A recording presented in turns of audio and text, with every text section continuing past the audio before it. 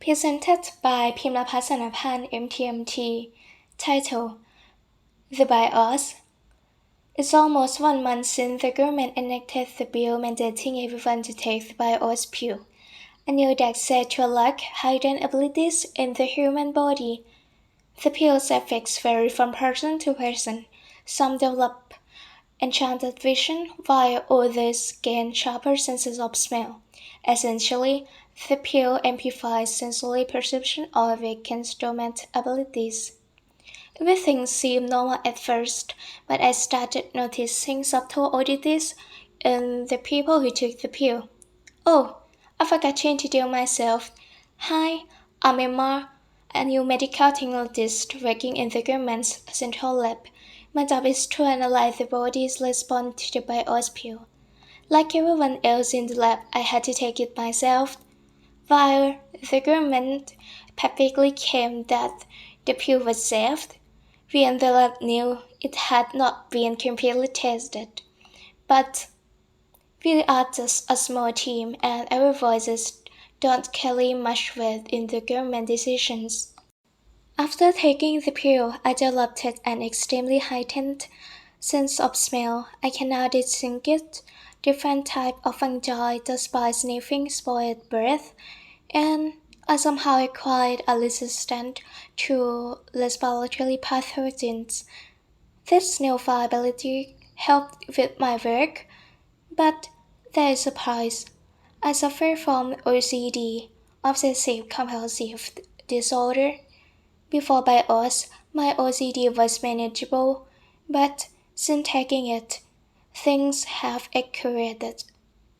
Before, it took me 30 minutes to write the word plasma perfectly on the tube because the letter M didn't look right.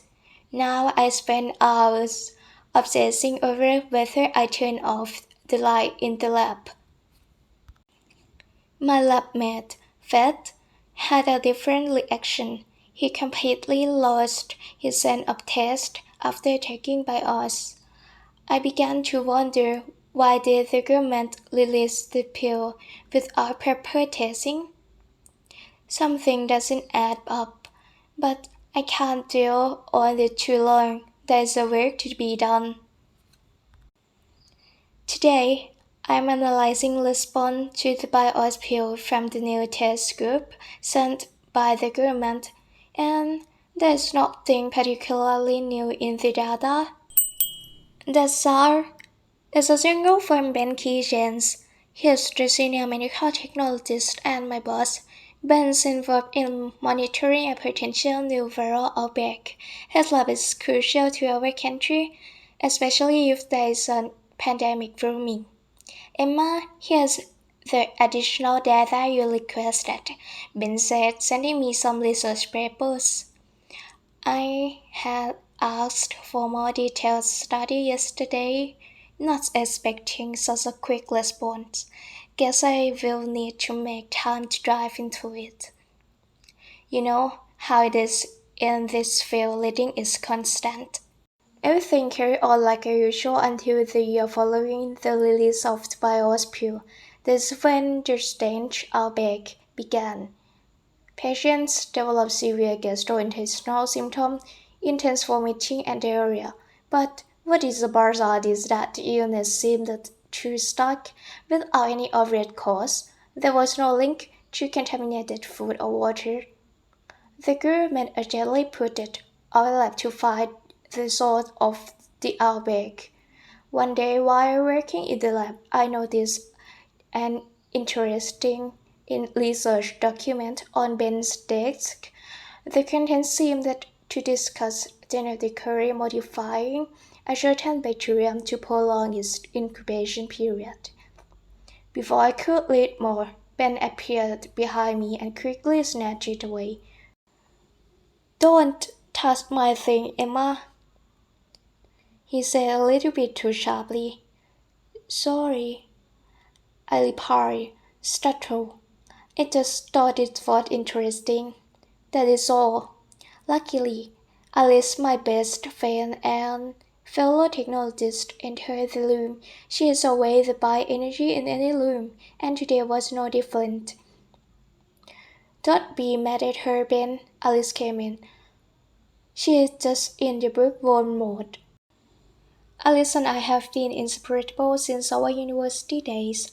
We even studied at her house during exam season, where sunflower blooms in her garden. Her favorite flower always brightening the atmosphere. Months passed, and the outbreak worsened. Costs were accumulating with no clear cause or solution in sight. We were working like the clock when Alice made a breakthrough.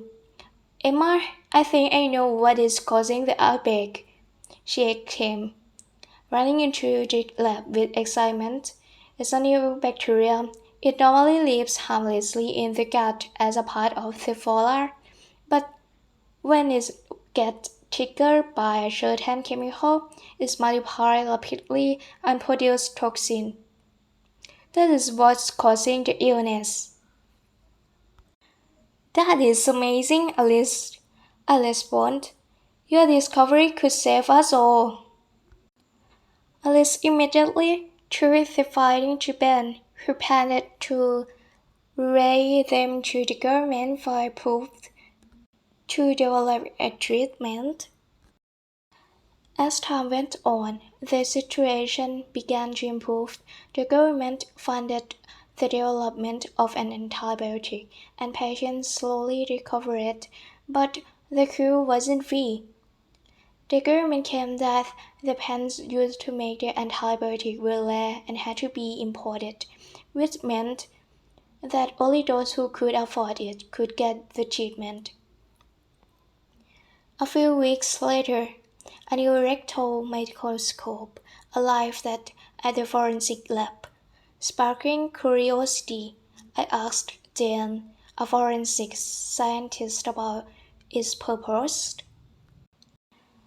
We are using it for forensic palynology, the study of pollen and spore in criminal investigations, she explained. We are trying to match pollen exams to test the movement of the evidence. Curiosity got the better of me. I grabbed a random sheet from Ben's desk to examine under the new microscope. As Jane analyzed it, she found traces of sunflower pollen. Sunflower pollen? I asked. But Ben's allergic to flowers, and he never keeps them alive. Months passed, and the outbreak was finally under control. However, something kept bothering me. Every test I conducted on the BIOS test subjects showed that nearly all of them carried the same bacterium causing the outbreak, but none of us in the lab who has also taken BIOS ever got sick. One day, while Ben was out, I decided to revisit that strange document. I found it again on his desk and quickly read through it. The research described how the government had been experimenting with bacteria that could lie dormant in the body, activated only by specific chemical. Chemical X is increasing the expression of certain genes, but when triggered, it rapidly multiplied and became deadly. Just like the disease we have been dealing with, I thought. Was Ben involved in this? What are you doing?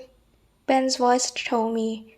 He was standing in the doorway. Before I could respond, he said, Since you have seen it now, you might as well know the truth.